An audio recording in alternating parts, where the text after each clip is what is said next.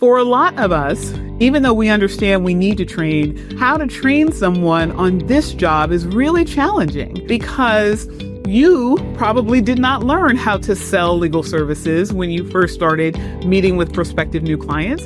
You learned how to give a legal consultation. So for a lot of us, we're not even that good at sales. And now we're having to train somebody else on how to sell.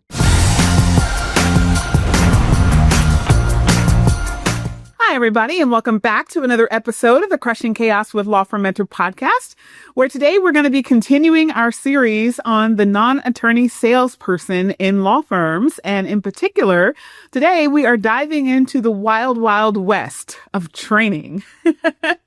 So we have been covering this topic about the non-attorney salesperson for our last few episodes. We started off talking about how to hire the person, right? What you're going to be looking for, what's a little bit different about the hiring person with that non-attorney salesperson role.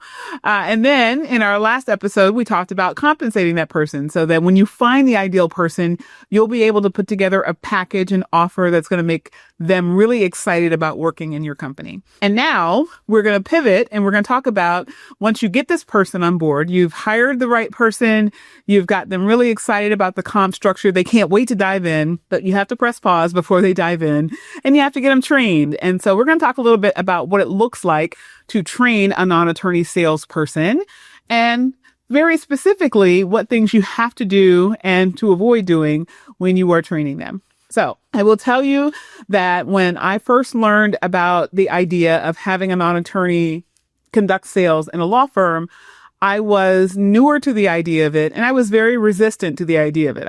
At that time, I was serving on a Supreme Court committee in my practice area in lovely New Jersey. So for becoming certified as a matrimonial law attorney, I did that work with our New Jersey Supreme Court for a while. And then I had started, for quite some time, I had been on the lecture junket, if you will. That's really how I built my reputation, was through public speaking. So I was very hesitant to do anything that could be perceived as going even against the perceived grain of our rules of professional conduct. So I asked a lot of questions, and I remember the first person to introduce me to the concept is somebody who I actually adore. Unfortunately, he's passed away. His name was Stephen Fairley. And Stephen of the Rainmaker Institute talked to me about this concept, and then I started learning more about it through other people in the lawyer coaching space, and then ultimately decided that I would try it out. So I had to build a lot of the how-to of this role on my own, and I started doing a lot of independent research. I looked at information from the Sandler Sales Institute, it's kind of one of the pole stars of training. Looked at this protocol called the RAIN method that I found online, and then really just started following a lot of podcasts about sales, doing a lot of research, reading books, kind of all the knowledge work that lawyers love to go to. And I started trying out a series of different things, and I've kind of picked up some institutional knowledge about this over the course of time. We have now had a non-attorney in my law firm, I can't believe it, for 8.5 years. And so I have had various different people in this role, even though my current, who I hope will be my forever non-attorney salesperson, she has been with me now for over 5 years, going on 6 years. But, the starting point was kind of getting up and running on how to ultimately train the non-attorney salesperson, because while certain things, once you kind of figure out compensation, I don't want to say it's done. I mean, there are always different ways and better ways to think about compensating people. And hiring, of course, once you figure out hiring, you always get better at it after you do it more and more with more consistency and practice. But for training was one of those things where I always thought it must be me, like I'm doing something wrong, that this person is not successful. And with a really ambitious salesperson, a lack of training and a lack of the right form of training, they will recognize is going to delay their result. And so if you are promising people there's an opportunity here, right? Because you're not paying them 100% of the opportunity. Like some employees, you hire them, their compensation is their compensation. So they think of that as 100% the opportunity. So they have to keep their earnings, i.e. keep their job. But with sales, you are bringing them in with a base compensation and some additional compensation. And that additional compensation should have a high enough radius for them around their base compensation that they get really excited and very much feel driven to be pursuing that, just as how they function in the role of sales, but also because it's a really exciting offer. And so once you kind of figure out the comp, you now have to make sure that they have the true opportunity, that you're giving them everything that they need in order to be successful in your role. So as I've said many, many times before, we here at Law Firm Mentor are dedicated to helping lawyers grow revenue, crush chaos in business, and make more money. And both the growing revenue and making more money piece really surrounds marketing and sales. And so we actually have our upcoming retreat in September dedicated to the topic of marketing and sales. It is our Law Firm Mentor Marketing and Sales Summit. And the summit is going to be going into a lot of the details, a lot of the weeds on these topics that we're covering now. The topic of the show is actually lead flow to cash flow. And we're going to help you turn clicks into clients and conversations into contracts. So how do you turn a conversation into a contract? Through your salesperson. And how do you get a really good salesperson? You hire them and then you train the stew out of them. So that's what we're going to be talking about today. So again, a lot of the things that we're going to be talking about are high level strategies, right? Because we just don't have the time to go into all the details. We will be going into a lot of these details around non-attorney salespeople at our upcoming retreat. So if you're interested in getting into the weeds and really dialing in how to get that right person and do everything necessary to optimize their success in your law firm, then we invite you to join the retreat. And as always, if you're catching us out here, catching up with us here on YouTube, we invite you to subscribe to the channel so you can continue to get updates as to when we will be sharing more information about the various different topics we talk about in the business of law. And of course, if you're out there in podcast world, you're checking us out on a podcast platform, we also invite you to subscribe and check us out over here on YouTube. This is where we hang out. This is where our universe lives, both the podcast as well as the other content that we put out about the business of law. So, all right, without further ado, let's dive into training. So training is one of these things that I think a lot of people understand. Intellectually, lawyers are really good at this because lawyers are knowledge-based professionals, right? We sell our knowledge. We live in our knowledge. Most of us feel most comfortable when we are utilizing our knowledge. But for a lot of us, even though we understand we need to train, how to train someone on this job is really challenging because you probably did not learn how to sell legal services when you first started meeting with prospective new clients. You learned how to give a legal consultation. So for a lot of us, we're not even that good at sales. And now we're having to train somebody else on how to sell. And the things that you might be inclined to go to as an answer to people, you can give an answer, even though it might not be in your best interest as a salesperson to give a knowledge-based data shut down all inductive reasoning and go right to deductive, rationale, knowledge-based information for your prospect. It's not harmful to them if you do that. It's not a risk to your law firm if you do that. On the other hand, your salesperson, if they start giving out name, rank, and serial number answers to legal questions, they're committing the unauthorized practice of law, and you are facilitating that as their employer. So super important that you train your salesperson how not to do that. And so they have to really be focused on the sales conversation. But for a lot of law firm owners, you're not that good at that, right? No dig to you. This is not an insult. There's a whole lot of things I acknowledge I'm not good at, right? But you're not good at it because you learned how to give legal consultations. You didn't learn how to do sales. So the very first thing I always recommend to people before we even dive into the training is that you have to know the thing to train the thing, right? You have to know how to sell in order to train your salesperson on selling your thing. Now, your salesperson, presumably you're hiring somebody, if you're following our recommendations, who has a level of knowledge and skill about what they do. They know how to sell, right? They know how to ask questions. They know how to close. They know how to overcome objections. But you're going to have to teach them how to sell your service. And that does require a little bit of tweaking and adjusting how you were trained to do it or how you were just learning to do it over the course of time. So very first strategy you always come with, right? We start with the backdrop of know how to sell before you train someone how to sell. But once you get past that, the next thing you really have to do is you have to start with a script. Okay. And the script should not just be say these words, ask these questions. Your script needs to explain why. It is really important. It's one of my absolute pet peeves when a person will mimic and they will take the notes and they will write the language down that you give them as to how to do something, but they won't understand why and they won't try to figure out why. Case in point, I remember I employed a law grad. She had been out of law school for about a year when she applied to work for us, but she had not yet passed the bar. And so we knew she hadn't passed the bar yet. We knew she had failed it at least once. So we said, okay, she's bright, she's capable, we're willing to work with her. And we brought her in. And over the first year that she was with us, she ended up taking the bar 2 more times. Failed it 2 more times.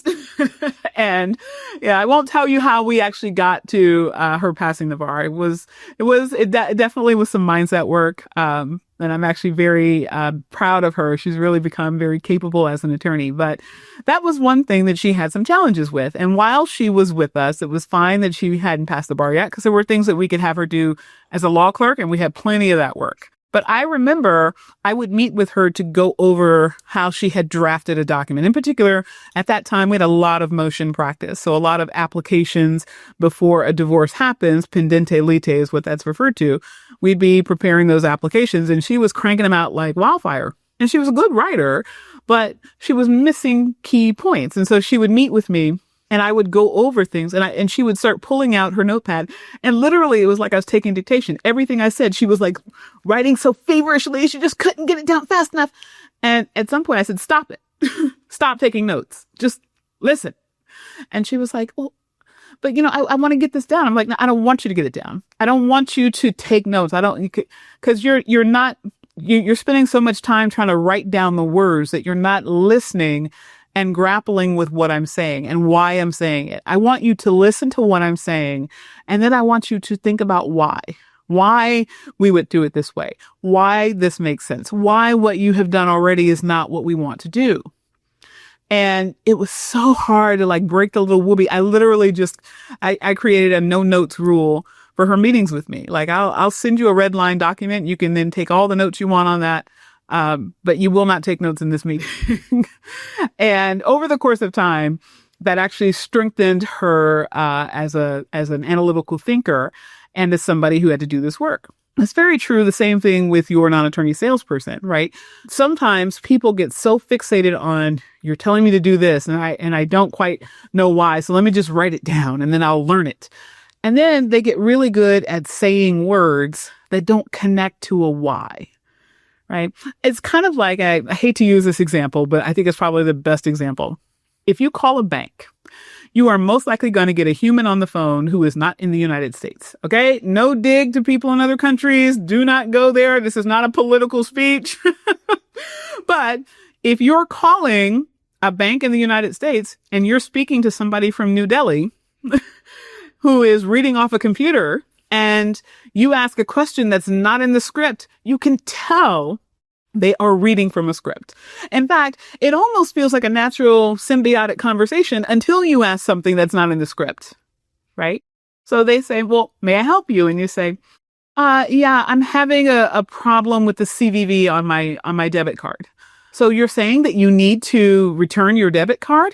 No, not saying I need to return it. I'm having a problem with it. I entered the CVV as it's on the card, but several websites have now said the CVV doesn't match the number on my debit card. So I need to talk to someone about that.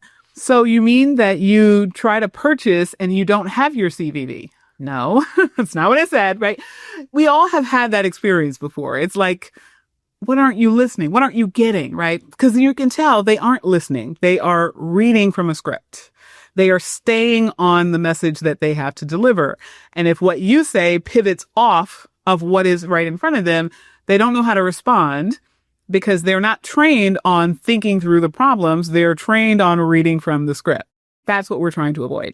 Okay. So when you train your non-attorney salesperson, it's really important that yes, you start with a script, but you get to the why.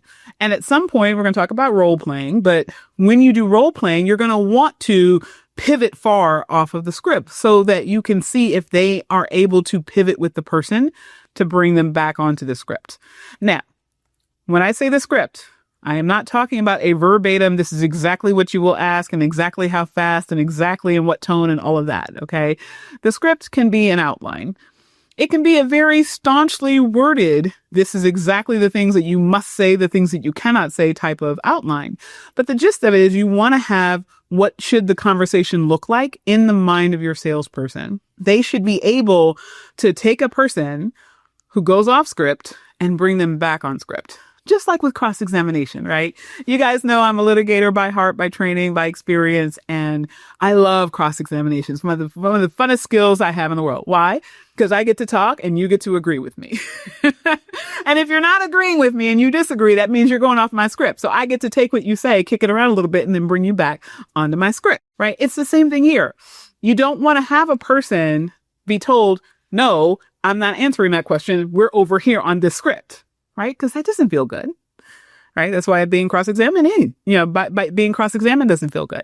You want the person to stay on your story, but you have to let them go off your story so that they feel a level of control, so that they feel like they're having an organic conversation, and then you're going to guide them back onto your script. But if you don't have a thoroughly vetted script, meaning a script with here's what is supposed to be communicated here, here's why we're asking this question, here's why we're going to say it in this way, and they don't get the concepts of the why of each word in the script, then when somebody goes off script, they either stay off script, so it derails the sales conversation altogether, or they're yanked back onto the sales conversation in a way that doesn't feel good for them. So then they don't like your salesperson. They don't want to buy. Like, even if you are asking the right questions, if you're not handled well in the process, you're going to be like, I don't want to hire this person. I'll give you another quick example of that. My COO and I went to a program, and I won't say the name of the program because, it's a big company. I don't want them to get in their druthers about what I have to say. But we went to kind of a business high level. It was like for 8 and 9 figure companies. And it was supposed to be like a high level strategy weekend. And we were there with other business owners, and we were assigned a salesperson. And so we're having a conversation with the salesperson, and the person very much wanted to stay on you haven't done this because you don't know how, and therefore we need to help you. And so at some point I'm getting into a tete-a-tete with the person, and he asks me, well, what would you do with this scenario? And I could tell by the way he asked that he was used to people saying, well, I don't know what I would do. Hence, he could say, exactly, that's why you need to hire us, right? So he asked me, well, what would you do in this scenario? And I said, well, I would do A, B, and C, but if not, in this scenario, I do X, and in a different scenario, I do Y, and in a different scenario, I do Z. And then he said, well, why haven't you done it yet? And then I gave my answers, and my answers weren't, I'm scared, or I lack the money, or I don't know how. Answers that he would have been prepared to address. The answers were, well, I started down this road, and then the market shifted, and the market shifted in these very definitive ways. And so we then devised another strategy by which time this person in my company retired, and we believe that they had systematized everything in this area, but there were a couple of areas that we wanted to make sure were firmed up. So, so I went through kind of the step-by-step why of it, and there were no excuses. I said, you're right. We absolutely could have done this faster, but, at some point in time, my father took ill and then he died. And then my mother needed me more, and those things were greater priorities to me than in the moment. And then he started asking about financial objectives. I was like, you do realize how many companies I own, right? I don't want to say I don't want money, but I don't live to make money. I'm comfortable. So in any event, the point is, this person was getting frustrated because I was going off of his script, and he couldn't bring me back onto the script in a way that was, wanted me to engage with him. Like I didn't like him, because I felt very, I don't know what to say, accused, disrespected, a host of things. So, in any event, at some point in time toward the end of this conversation, my COO and I are having this conversation with him, and you could tell he's getting frustrated. And at some point I said, let me give you some feedback. Are you open to some feedback? And he said, sure. Because what's he going to say in that moment? I said, you could have very easily handled me when I told you that these were the reasons? So instead of you didn't do this because you just didn't want it bad enough, or, well, there must be something wrong with you that you didn't do this. Instead, you could have very easily said, okay, now envision what life would have been like had you been able to do this at this time. And then we would have gotten back into the visionary, casting the vision for the future that you want that comes with sales, that I could have gotten excited about again. Now, there were a host of reasons why we weren't going to work with this particular company, but had that little pivot, had he gone off of his script enough to come get me off of the path that I had gotten him onto and bring me back over with a conversation that kind of goes back into the conversation that he was having, he could have gotten me back onto his side, right?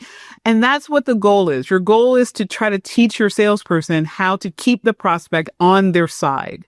That is mission critical number one. No matter what they are saying, your salesperson needs to understand that. And they are only going to understand that if you deal with the why within the script. Okay. Next up, I want to talk a little bit about the process of training, right? And so one of the critical steps in the process of training, and this is strategy number 2, is that you absolutely have to have them shadow you. Now, this is with a little caveat, okay? You want to have them shadow you, but that is presuming that you are going to have a real sales conversation, okay? If you don't know how to sell, you don't want to bring them in to sit along and watch you give out legal advice because they can't do it. So that is going to cause them a great deal of frustration. You're sitting here answering all the legal questions that are being thrown at you. And maybe even in that scenario, you're good at bringing the prospect out of the question and answer session that they have started with you and back onto the sales conversation. And maybe you close. But how then could a salesperson discern, did this person close because they got all the answers to their legal questions, or did the person close because you had a sales conversation with them? Where did their mind get to that got them to, yes, I can't do that as the salesperson. I can't answer those questions. So how do I know that I'm going to be effective and being able to close following that particular model, right? That example doesn't make sense for me because I can't do it that way. So you have to give them a true sales conversation to witness. So one of the things that I always tell lawyers who are actually selling in their law firm before they hire a non-attorney, and that's what we recommend. We recommend that you know how to sell before you go hire somebody they might be a brilliant salesperson, but if they walk out the door and you don't have that role filled, all of a sudden, right, your money goes off the cliff, right? So we want to make sure that there is always at Command Central somebody who is overseeing that mission critical function in your business at a level that it can be done, that it can be taught, it can be sustained, it can be replicated through you. But your salesperson, when he or she is witnessing you, that's going to be their strongest learning. The witnessing first and then the debrief. The debrief, by the way, needs to happen right after the sales conversation. But let's assume that you have only been doing it for so long. And let's say you had some really good ones. And then let's say you had some misfires. It is really beneficial for people to see good sales conversations that lead to a close, good conversations that don't lead to a close, and bad conversations, right? Because if you do it correctly, if you give them all of the substantive knowledge of sales, right? We've even had some of our clients here at Law Firm Mentor just give them our legal sales for attorneys and non-attorneys course and let them run through that before they even do any of the one-to-one process of training, right? But however you get there, when your non-attorney is on board and your non-attorney is starting to absorb information, you want them to see what worked. You also want them to see that sometimes, no matter how great the conversation is, no matter how much you follow every point you're teaching them, it still doesn't work, right? You're not going to close 100% of the leads 100% of the time, no matter how great a salesperson you are. Because people can get in their own way. People can make up their own minds. Sometimes a person is not the right person for you, and sometimes you don't even want them, right? Whole lot of reasons why you might not close a sale. That has nothing to do with you not being a good salesperson. But you increase your odds of closing the sale when you are a good salesperson. So we got to keep that in mind. And it's also really good for them to see bad sales. And you don't want to just give them good and bad and say, figure out which is which. You want to tell them which are the good ones. And you want them to be able to diagram out where each part of the sales conversation, right? If you're giving them a methodology to follow, where did we build rapport? Where did we close? Where did we handle objections? All of the pieces, right? That's not all the pieces, but you need to cover all the pieces. But you also want to have them do that for the bad one, right? And tell you, why was this bad? Why did this not work? Why was this person not able to get to yes? It's because you failed to build a rapport. It's because you didn't spend enough time exploring their aspirations. You didn't get them to dream out loud about what life is going to look like without the problem. You didn't go into some of the challenges that they have since they have the problem. So they weren't feeling the pain of the problem. They were just kind of in an intellectual state. And maybe you got into a jockeying with them of trying to answer questions, and you spent all of your time ducking and dodging around questions rather than getting them back onto your sales script, right? So you want them to see that. Then you want to flip it. You want to have as a second part of the training, right? First part is you see me doing what I do. Second part is you want to be able to see them doing what they do. You want to be able to be in the room to coach them through, or even just to witness and see them when they are engaging with your prospects. How do they build rapport? How do they use the tone of their voice? How do they lean in to connect? How do they pull back when they need to get a person out of a difficult moment of perhaps some down the rabbit hole type thinking? How do they handle objections? Are they able to get the prospect onto their side in the objection, or do they kind of fight them a little bit? You have to look at all of that and give them structured feedback as soon as possible after they do something wrong, so that they start to think, oh, yes, I just had this experience and I immediately know I shouldn't do it that way next time. It is much easier to learn in the moment when you did something wrong, right? Than to have a week pass, a month pass, a year pass, and you're told, oh, by the way, you should have done it this way. So contemporaneous or near contemporaneous is always best for giving feedback. All right. Third thing, and this is really, really important when you're talking about training, is you want to train on objections. And you want to have a lot of time spent on not just any objections, but the ones that your law firm encounters the most. So if you think about it, one of the things we've always told here, we talk about this a lot here at Law Firm Mentor, is the importance of tracking, right? You want to know, what are you being told on the phones? Are you getting a lot of price objections? Price is really about value, right? How are we not selling enough value? Are you getting objections throughout the sales conversation, or are you waiting until you do a pitch and a request to close and a person then rattles off 15 different objections? What is it that hasn't been answered that comes up in the objection that could have and should have been found earlier? For instance, I got to talk to my spouse. Why didn't we know that sooner? Right? How can we learn from this? How do we normally handle this? What are the times that we've been able to successfully handle the objections and times that we don't? And by the way, this again goes back to the quality of your tracking, because if you're tracking not just, I met with the person, they got to close or they did not get to close, but you're also adding in things like, if they objected, what did they object to? How did we overcome that objection? Whether you closed or not. Right? Because if, again, going back to the example I used in a previous episode of this series on non-attorney salespeople, you have 30 prospects in the course of a month and you, on average, close 20 of them. Think about those 20 in terms of why they got to yes. That is just as important as looking at the 10 and why they did not.